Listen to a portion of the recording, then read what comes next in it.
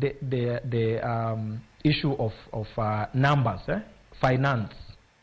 Atoka pod wantiere manetwork ichako mulo wachno mar agedo mag ute thieth e counties mopogore opogore mabende iwacho ni moko kuom counties onge ute thieth makare. Tadira kwa tiyo kod ranyisi kata e county ma Kisumu kama bende intiere kawuono. Wantiere kod osiptal no mar Ramogi Ndong'a Teaching and Referral Hospital. Yudo ni osiptal makamano en referral. Tiyudo ni nitiere jotuo moko mapono ni yoro kata e county ma Uasin Gishu mabende isetiyo godo kaka ranyisi. Adwa ni lerno ane ni in kaka jago mantiere sekta mar thieth. Osiptal kokete ni kata ni en referral hospital kata wati kod ranyisi ni en level 5 hospital kata levels mamoko go mag osiptal.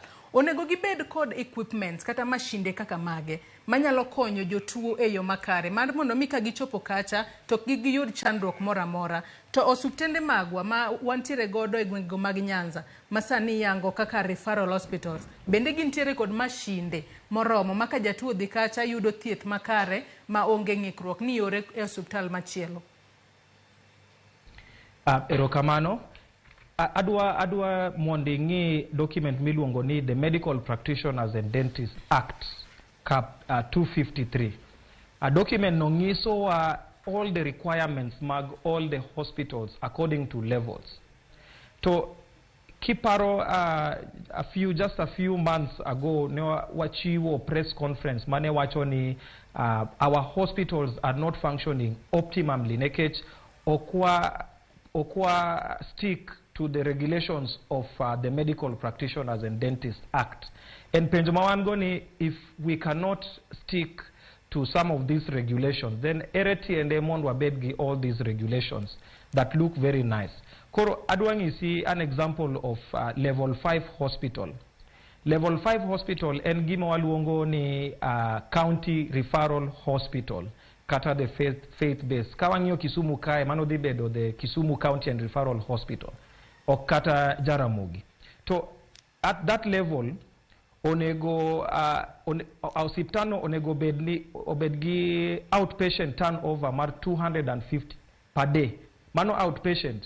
Mago patients ma ineno as an outpatient, not admitted. Onego gibedgi radiology services. And radiology services oken mana X-ray. In fact, a document nigi wacho ni onego gibedgi CT scan, EEG, MRI, mammography. To sama wacho gigi to adwa ni mondo wa compare gi Kisumu County Referral Hospital. Mano example.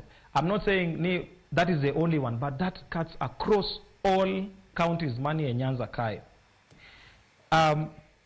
Every level 5 hospital onego bedgi gima waluongo ni specialized therapy centers. Specialized therapy centers gin mage kaka radiotherapy. Radiotherapy en kuma wamiyo thieth joma nigi cancer.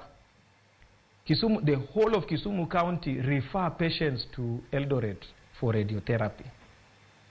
That means kata joti arech onge radiotherapy. The other thing maonego gibedgo en ophthalmology services, ENT services, orthopedic technology, speech therapy, pharmacy services, dental services.